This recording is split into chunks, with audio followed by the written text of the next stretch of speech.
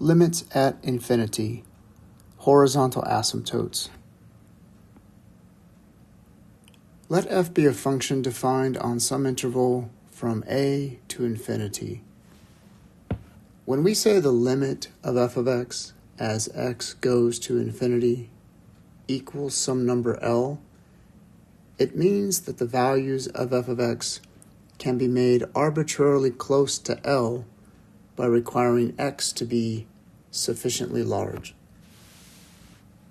So what this looks like in terms of a graph is that as x increases, the function values will level off at some number y equals L.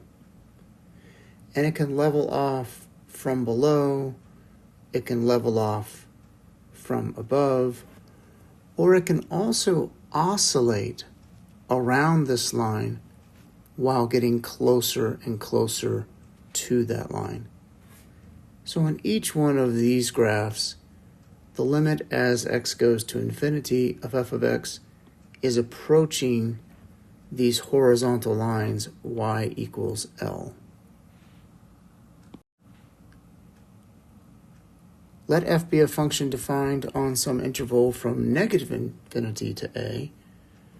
Then when we say the limit of f of x as x goes to negative infinity equals some number L, it means that the values of f of x can be made arbitrarily close to L by requiring x to be sufficiently large in the negative direction. So again, graphically what this means is now as x goes to negative infinity, the function will level off at this horizontal line y equals L. And so here are a couple of examples of what that might look like.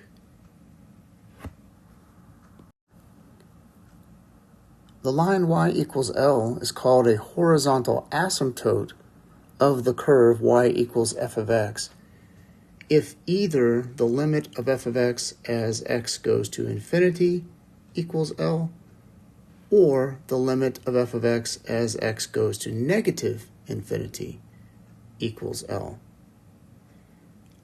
As an example of this, let's consider the graph of y equals the inverse tangent of x, which is this graph here. We can see from the graph that if we take the limit of inverse tangent of x as x goes to negative infinity, clearly the graph is leveling off at y equals negative pi over 2. And that is why this is the limit. And if we take the limit of inverse tangent of x as x goes to positive infinity, we can see as x gets larger, the values of the function level off at y equals positive pi over 2. So for the graph y equals inverse tangent of x, y equals pi over 2 and y equals negative pi over 2 are both horizontal asymptotes of this curve. This theorem will help us compute many limits as x goes to infinity. So if r is a positive rational number, the limit of 1 over x to the r as x goes to infinity is always equal to 0.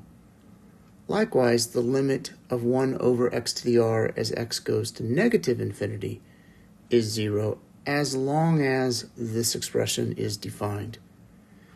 And the reason we say this is because if r is a rational exponent like a 1/2, that could mean a square root, and you can't plug in negative numbers when you have a square root. So a couple of quick examples of how this theorem could be applied would be, for example, if you had the limit as x goes to infinity of 1 over x squared. This limit would clearly be 0 according to this theorem. Or you could have the limit as x goes to negative infinity of 1 over the cube root of x. And this would be the same as the limit as x goes to negative infinity of 1 over x to the 1/3. So now this fits this situation because our exponent r here is a positive number, and it's okay to plug negative numbers in here because we can take the cube root of negative numbers. So this limit would also be equal to 0.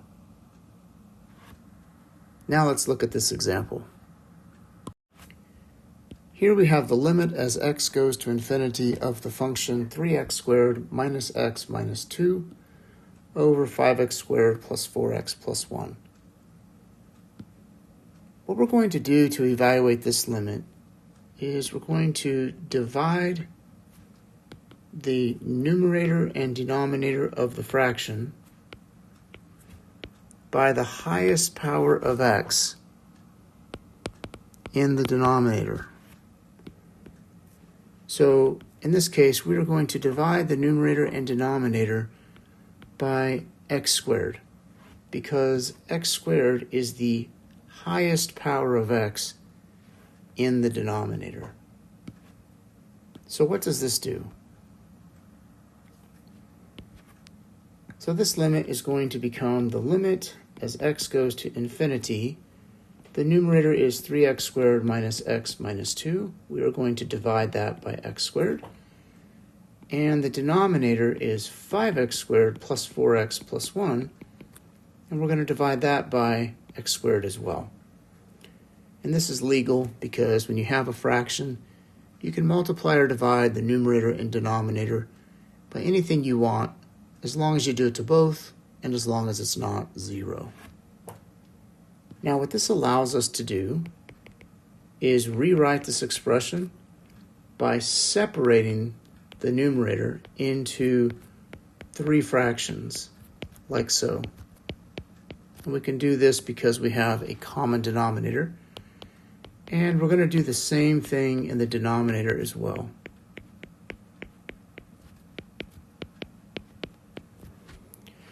And now we'll simplify. So we have the limit as x goes to infinity. Now look what I can do here. 3x squared divided by x squared cancels into just 3. Same thing happens down here. And now in the middle here we have x to the 1 divided by x to the 2. So this x to the 1 is going to take out one of these x's here. And the same thing happens here as well. And then the other two terms don't simplify. So this becomes the limit of 3 minus 1 over x minus 2 over x squared. And in the denominator, 5 plus 4 over x plus 1 over x squared. And now we're going to use the limit laws to apply this limit to the top and to the bottom. And now once we apply that limit to the numerator and the denominator, we can then distribute this limit to each of the terms in the numerator and the denominator. So basically we're just using limit laws now. So once we apply that limit to each of the terms in the numerator, let's go ahead and evaluate these limits. So first we have the limit of a constant as x goes to infinity. That is always going to equal a constant. In the denominator, we have the same thing down here. So the limit of 5 as x goes to infinity is 5. Now the important parts are the rest of these limits. All of these limits go to 0 by our theorem. So the limit of 1 over x goes to 0. The limit of 2 divided by x squared goes to 0. The limit of 4 over x goes to 0. And the limit of 1 over x squared goes to 0. And the reason for this is the theorem, but also we can understand this by just seeing that as x gets extremely large, 1 divided by a very large number is a very small number. So this is getting smaller and smaller and approaching 0. And the same thing happens to all of these as well.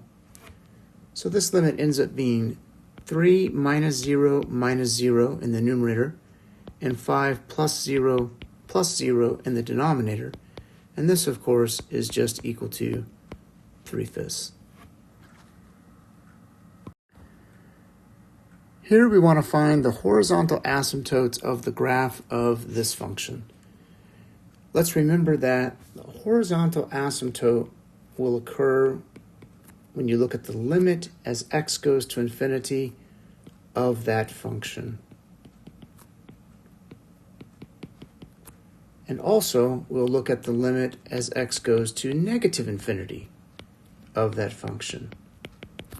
Each of these will give you a possible horizontal asymptote depending on what you get for the limit. So let's evaluate this first limit. I'm going to apply the same technique that I used in the last problem.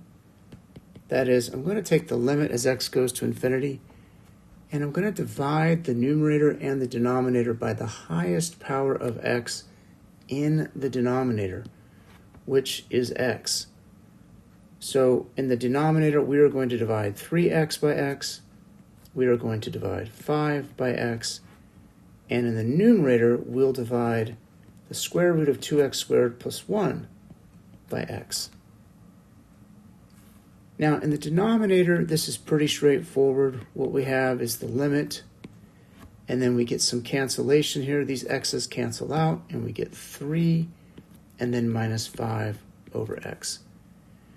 Now, in the numerator, we have to apply an algebraic technique to do this. So we have the square root of 2x squared plus 1 divided by x. And let's remember that if x is a positive number, x is the same as the square root of x squared.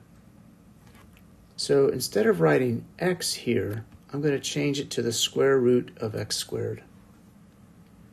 Now, the reason I'm doing this is because this now allows us to combine both of these radicals into a single radical.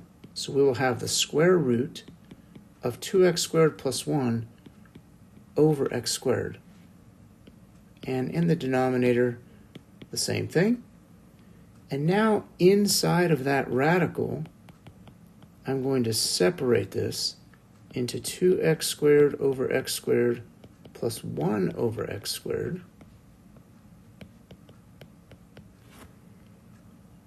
And then now we can do the same types of cancellations. So x squared divided by x squared cancels. And this becomes the limit as x goes to infinity of the square root of 2 plus 1 over x squared divided by 3 minus 5 over x. And now we can apply that limit to the numerator and the denominator. So limit x goes to infinity of the square root of 2 plus 1 over x squared divided by the limit as x goes to infinity of 3 minus 5 over x. In the denominator, we can apply that limit to each one. So limit of 3 minus limit of 5 over x, both as x goes to infinity. And in the numerator, we're going to take this limit inside the square root. It's actually one of our limit laws. And when we do that, we will get the limit x goes to infinity of 2 plus the limit x goes to infinity of 1 over x squared. And now, like in the last problem, the limit of a constant is a constant. So both of these limits are going to be 2 and 3, respectively. And this limit here and this limit here, each of those goes to 0, just like before. So we end up with a limit of the square root of 2 over 3. And so what this means is one of our horizontal asymptotes is going to be y equals the square root of 2 over 3. Now we need to find the limit as x goes to negative infinity of this same expression. Now the technique here is almost identical. So we are going to take the limit as x goes to negative infinity And in the numerator and denominator, we are going to divide by the highest power of x. Again, the highest power of x is x.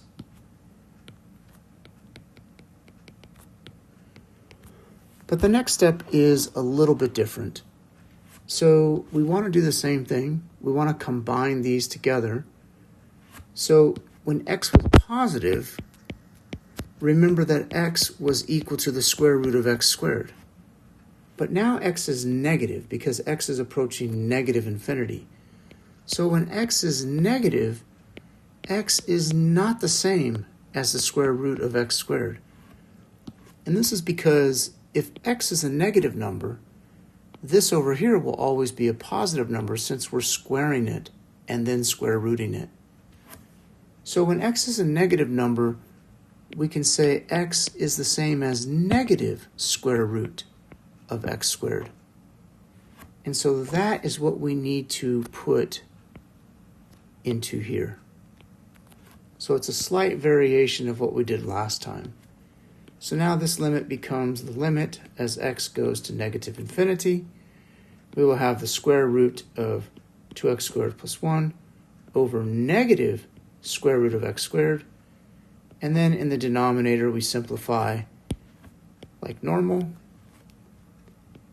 And then, as I said before, all the steps are going to be the same as in the last part, but now you have this negative sitting out in front.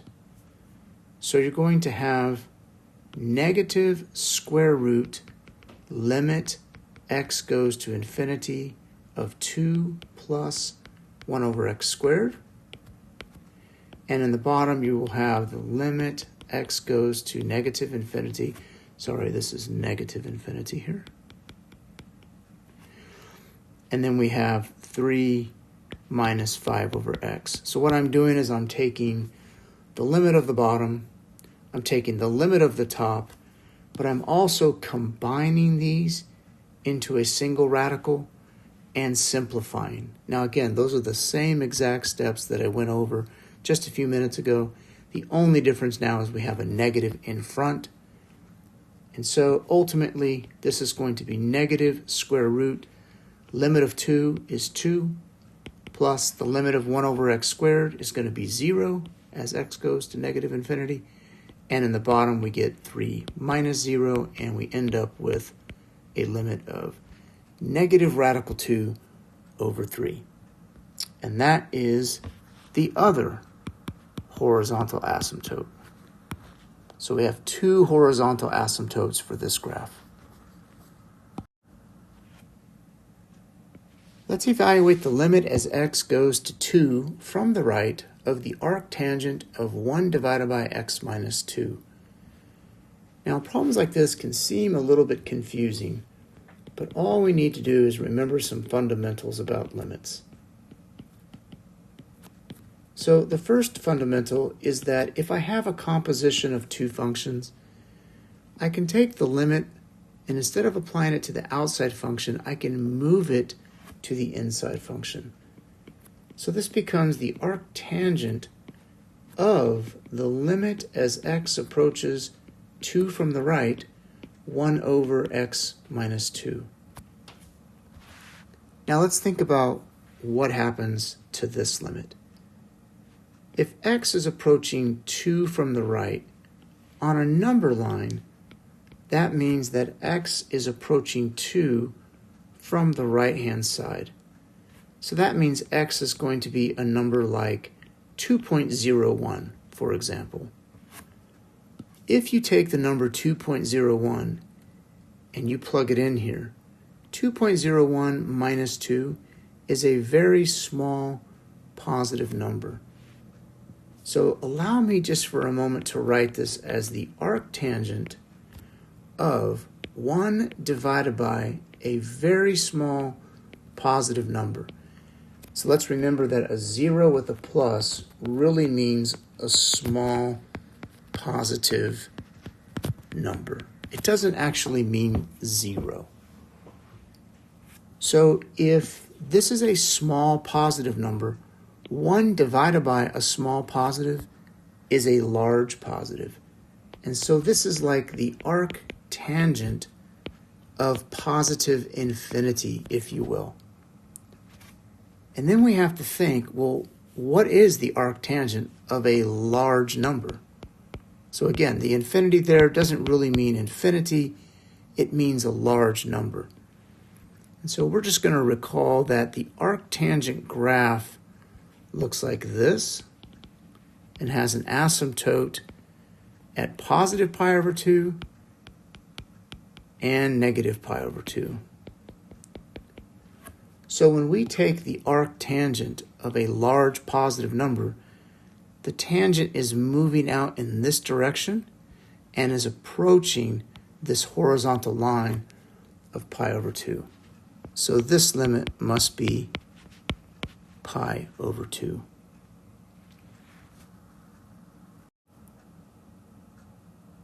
Let's evaluate the limit as x approaches 0 from the left of 1 divided by x.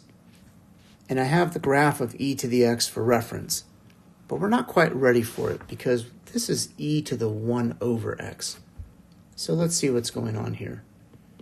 So just like in the last example, when I have e to the 1 over x, we need to remember that this is a composition of two functions. The function 1 over x is plugged into e to the x. So using the same theorem as before, I can move this limit to the inside function. So this becomes e to the limit as x approaches 0 from the left of 1 over x. And this is going to be e to the what? Well, as x approaches 0 from the left, this number is going to be a small negative number. So it's literally going to be 1 divided by a small negative. Now, we know that 1 divided by a small negative number is a large negative number.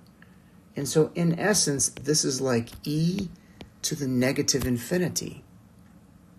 But what is e to the negative infinity?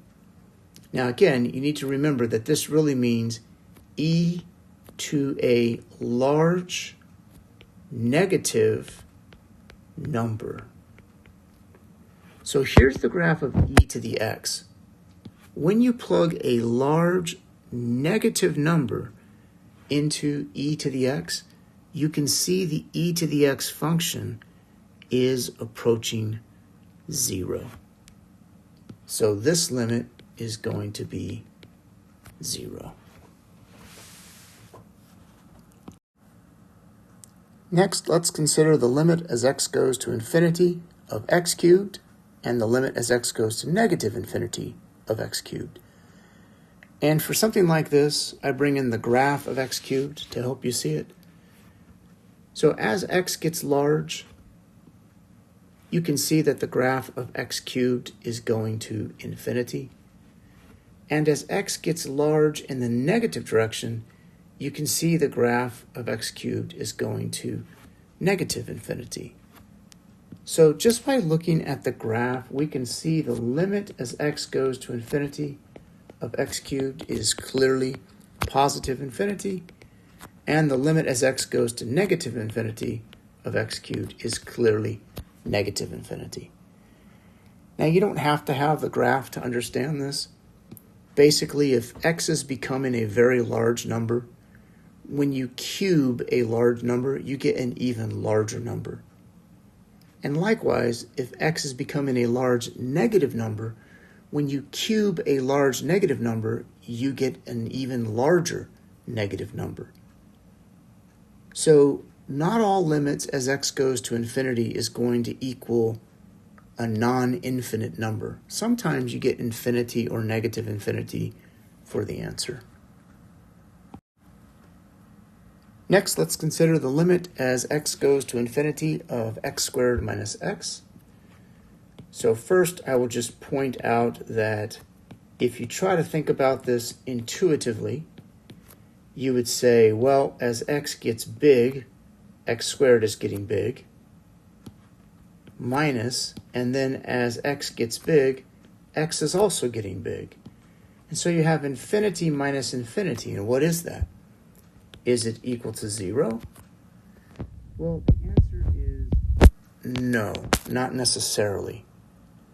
Infinity minus infinity is what we call an indeterminate. We don't know what it is.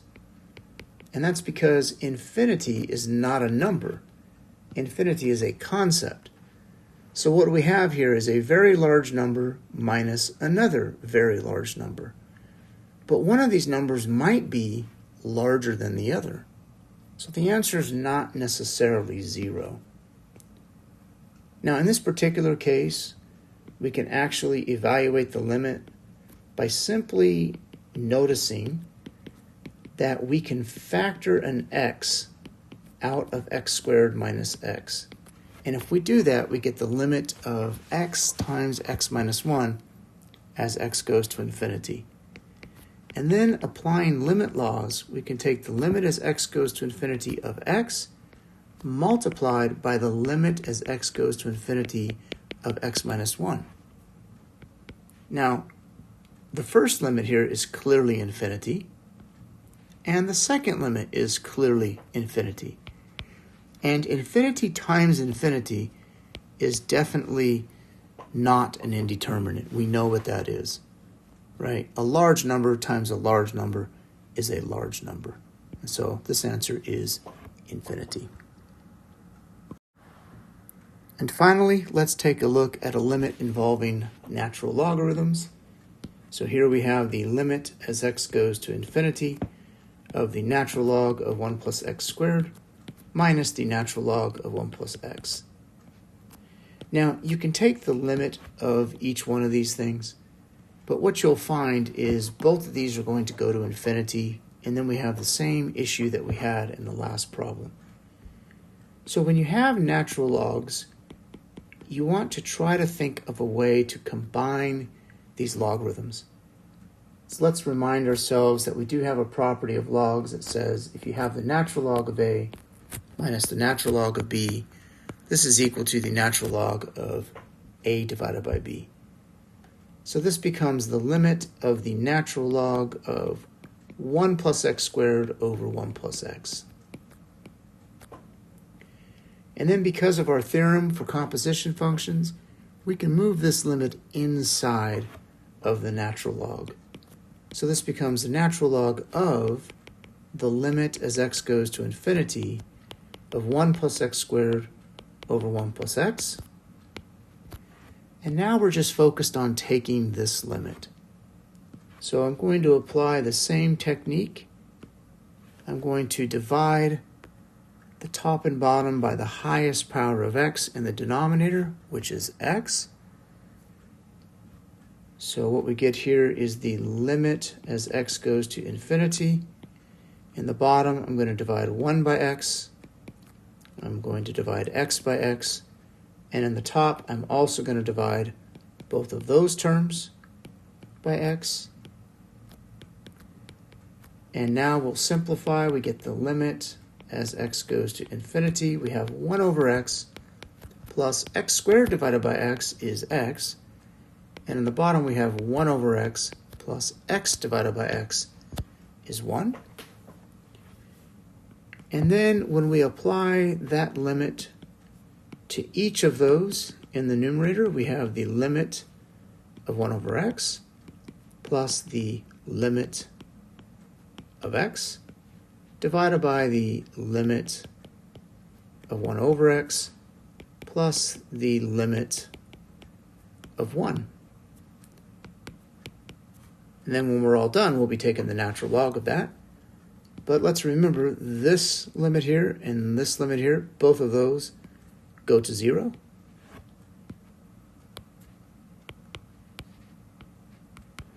The limit of a constant is a constant.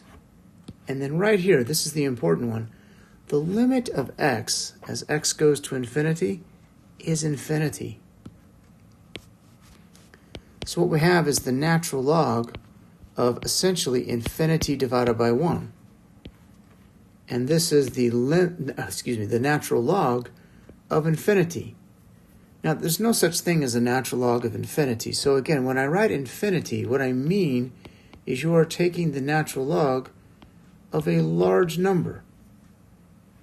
Well, let's remember what the natural log function looks like. Natural log function looks like this and passes through the point 1, 0. But when you take the natural log of a large number, that natural log is rising. So it is going to infinity.